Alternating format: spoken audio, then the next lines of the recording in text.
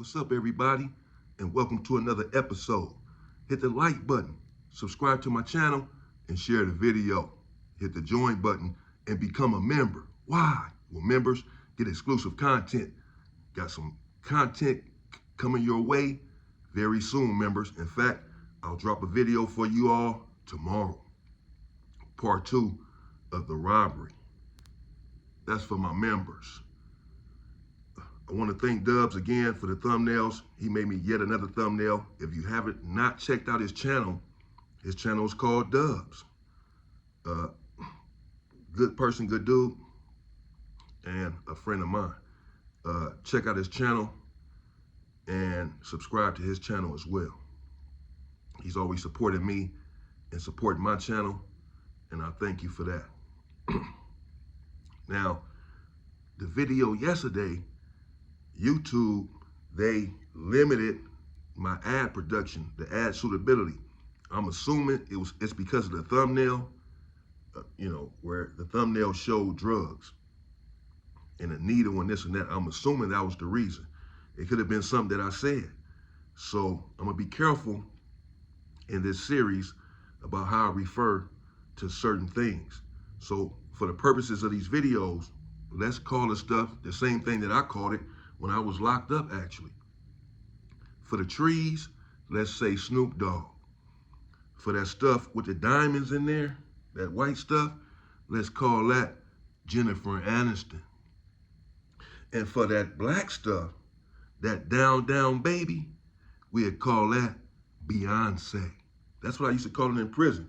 And what's up with that Beyonce? Now listen, let's get into part 2. So Norteño's on the yard there in Centinela State Prison. I'm there in 98, about my 3rd time getting in the sack. My first time bringing it back myself, as I alluded to before. The first 2 times, the homie from Compton brought it back for me. And when I get it back myself, the 3rd time of me getting it on the yard, but I know I'm low key. I'm not flashy, I'm not flossy whatsoever, never have been. So I'm wondering, how come the police keep hitting my cell? All of a sudden, they hit my cell about 3 times in 1 week. Now, when you've been dealing drugs, or been dealing that Beyonce and that Jennifer Aniston and that Snoop Dogg in prison, and you've been dealing it for a while, the police, depending on how you carry yourself, they tend to get on you. Some of them dudes in there be with big gold chains and all that. I can name some of these dudes. I'm gonna get into that because you can really make a lot of money. Understand? Like the dude from Tennessee that's asking me for the ounce. Do you know how much an ounce costs in prison? Understand? So let's say a G of that Beyonce out here on the street, I guess it's probably like $10. But in prison, it's like $200. But you can make $1,000 off of it. You can cut up 20 50 papers off of 1 gram of that Beyonce. So you can make $1,000, something that on the street costs $10. Okay, so people normally would buy a G or 2 from whoever is getting it in, buy 5 Gs or whatever, cut it up and sell 50 papers, make their money back and keep going like that. If you don't have the big sack, but you still trying to hustle and make money in there. I used to do that before I started getting my own sack in. So when I come back with the sack, myself, this 3rd time, the police are bum rushing my cell. The first time that they hit my cell was about 2 days after I got it back myself. They came in, the goon squad. They act like they was gonna hit the cell next door. I had 2 bloods next door to me from San Diego, my partners. And the police come in and they run right to their cell and they hit their cell door for the tower to see them as if they finna run in their cell. But the whole time, they're coming in my cell. They're trying to throw me off. So they hit their cell door as if they finna run in there, but instead, my cell door popped open. And the police ran in there. Now, this is really illegal. Even on a level 4, when the goon squad hits your cell, I just went through this, they tell you to cuff it up. They cuff you up before they bring you out your cell. They secure the cell before they bring you out. They don't know if you have weapons or whatever. They're not supposed to just run in there, open the door, and run in there on you. It's the same as like an undercover cop coming up on you. You don't know that he's an undercover cop. I don't know who this is getting my cell door popped, running up in here on me. So if I respond violently, don't be surprised. You didn't announce that you were the police. This is a level 3, and no one is really thinking like this at this time. And again, on level 3s, it's not as violent, and it's very rare, really, that a weapon is used. Whereas on a level 4, it's very rare that a weapon is not used during a conflict. So the police hit my cell, but when they came in, and they came in deep, the goon squad, I'd already heard them. So I ran to the door, got heard all the keys. And they sounded like they was running. They coming in the building and start running to your cell full speed. Ask not to give you time to flush the stuff. They cut off your toilet too. Sometimes they cut off the water in your cell so that you can't flush anything. So you have no choice but to hoop it, swallow it, whatever you got to do. Don't trust the stash spot that you have in your cell because, again, they coming in with drug-sniffing dogs. Sometimes. Now, when they hit my cell here in Centinela, they did not have the dogs. It was just the police who, again, are allegedly trained to find every stash spot, find all the drugs, find the phones or whatever. At this time, again, 1997, there were no phones. But when they came in and was making all that noise with their keys, I'd already had the stuff in my pocket so I can keep it handy, and I hooped it. They hit my cell, tore my cell up, didn't find anything. I asked them, why y'all hitting my cell, man? I don't bother nobody. What's going on? They said, well, just a routine search. I said, okay. But then they came back 2 more times that same week. So I said, well, something's off, something's not right. I'm hot already. People snitching on me already. I just started getting the stuff in. And I'm looking out for a lot of people. Why y'all telling on me? Part of the reason I'm looking out for people is so that they won't tell on me. Apparently, this is not working. This is what I'm thinking. Well, one day, I'm coming out of the shower there in Centinela in the day room. And the police that used to work in Corcoran is now working in Centinela. Sometimes these COs, they switch spots, they switch prisons. They do it all the time. And I knew this guy, and he knew me from Corcoran. So we used to talk a little bit right there in the day room. And when I was getting out the shower, he said, hey, big fella, why are your eyes so red? I said, man, I just got out of the shower, man. It's Centinela, it's hot as hell outside, got all that dirt out there getting in my eyes. What are you talking about? I said, damn, this dude tripping on me now all of a sudden? Asking me why my eyes red, insinuating that I was high. So he said, no, your eyes are red because you have allergies. Okay? I said, okay. He said, remember that. I said, okay, bet. I said, man, these motherfuckers tripping, man. They keep hitting my cell. He said, well, that's what I was about to talk to you about. He said, I'm going to tell you between you and I, because I can get in trouble for telling you this. So keep it between us. The North Daniel that you apparently did business with that owes you $500, he wrote a letter to his people, to his grandmother or mother, telling her that he owed you $500 and that if she didn't send the money, that you may attack him. You're lucky that they didn't come roll you up. The North Daniel was just trying to get his grandmother to urgently send the money. So he's telling her, oh, Grandma, hurry up, send this guy the money. So, it's a big guy. So he want to attack me. I owe him money for a debt. He's just trying to prompt his grandmother to send the money, not understanding he's getting me into a lot of trouble. Come to find out, this is why they're hitting my cell. Now, it's not that I'm taking the police's word for this. However, everything he said was totally accurate. I did do business with the North Daniel, and the North Daniel owed me $500. How would the police know this? I didn't tell them. And it was only me and the North Daniel that had done business. So it must be right.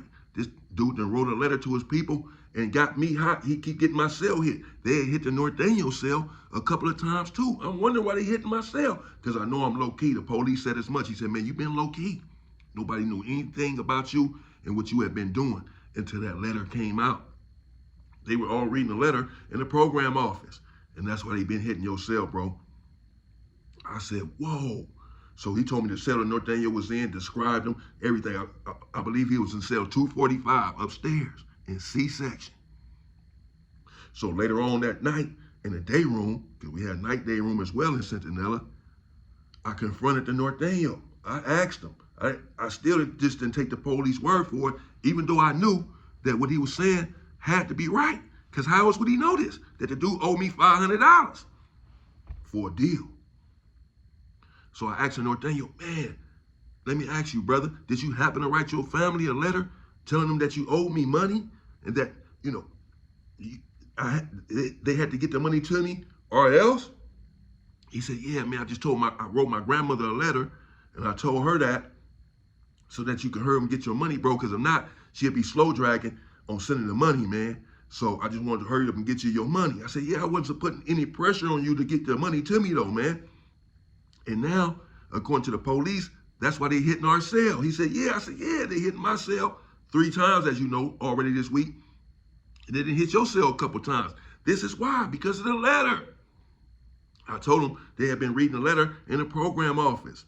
He said, oh, man, my bad, bro. I don't know. He was a young dude. He said, man, I don't know what I was thinking. I don't know why I didn't think that they might read that letter. I said, yeah, man, because what happens is in prison, when you write a letter, the police in the tower at night that works in the tower, the midnight shift, so the 10 to 6 in the morning, he reads the letters. And then he takes them out with him to mail the letters out.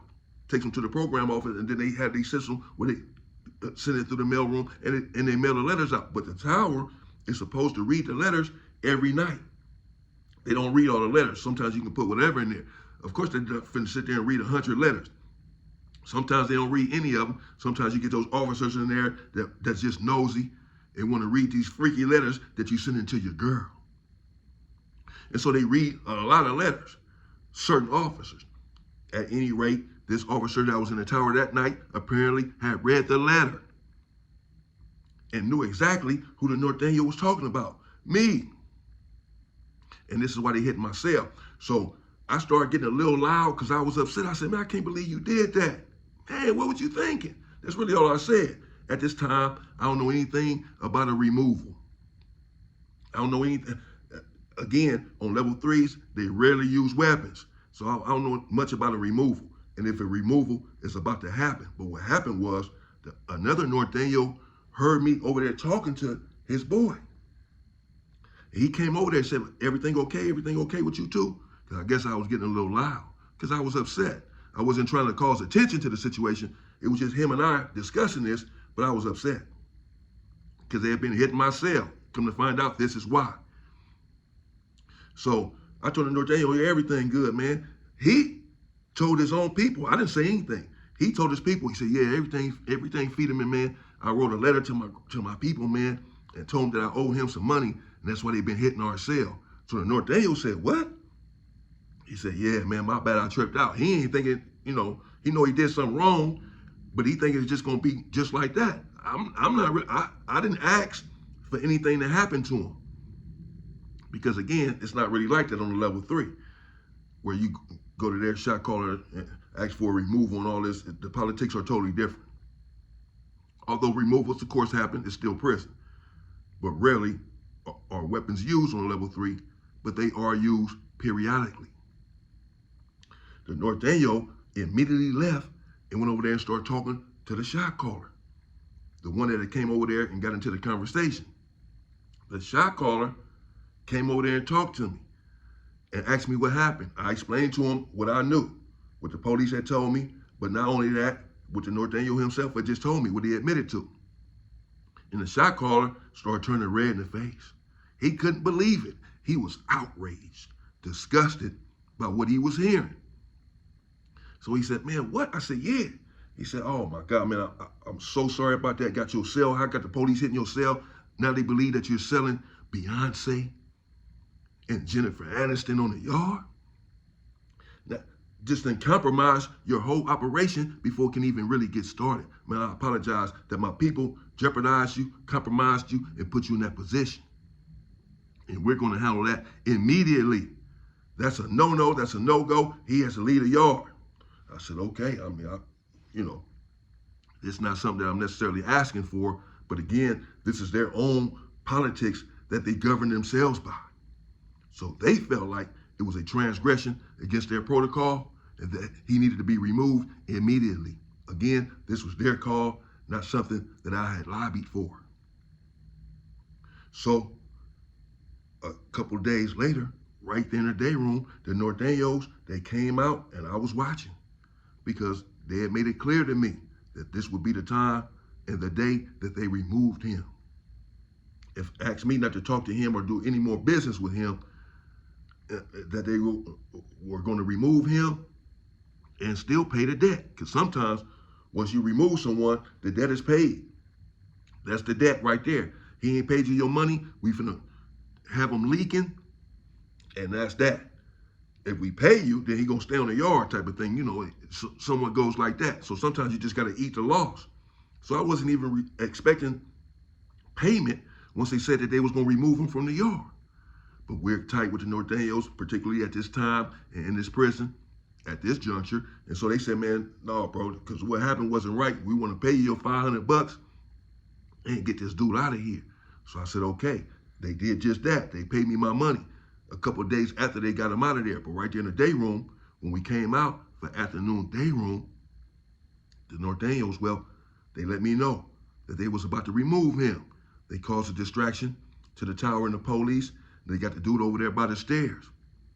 And really, thinking back on it, this is really the first time that I saw a removal with a weapon, because they drew down on the dude and they attacked him from two sides. And they hit him pretty good, bro. And then they got away and went by the tables. But dude fell down right there by the stairs and he was leaking profusely. So the ambulance, they come running in there, or the nurses come running there, the medical, and they take him out on a stretcher. They laid everybody down in the day room, and they actually got the Norteños that had did it. I guess they had blood on their shirt, blood on their hands, or whatever, even though they had got rid of the weapons. They threw them inside someone's cell, and I guess they flushed them. That typically happens then when you pull off a stunt like that inside of the day room. But they removed him from the yard for his indiscretions. Again, this is not something that was at my behest. I never asked for it. Ostensibly, they did it because in their minds, or the rules that they govern themselves by, they felt like he had flouted those rules. And they took it upon themselves to then thus remove him. And that's what happened with that situation. Oh man, so much more I need to get to. Oh, where to go next? Stay tuned and find out, people. And in the meantime, stay free, people.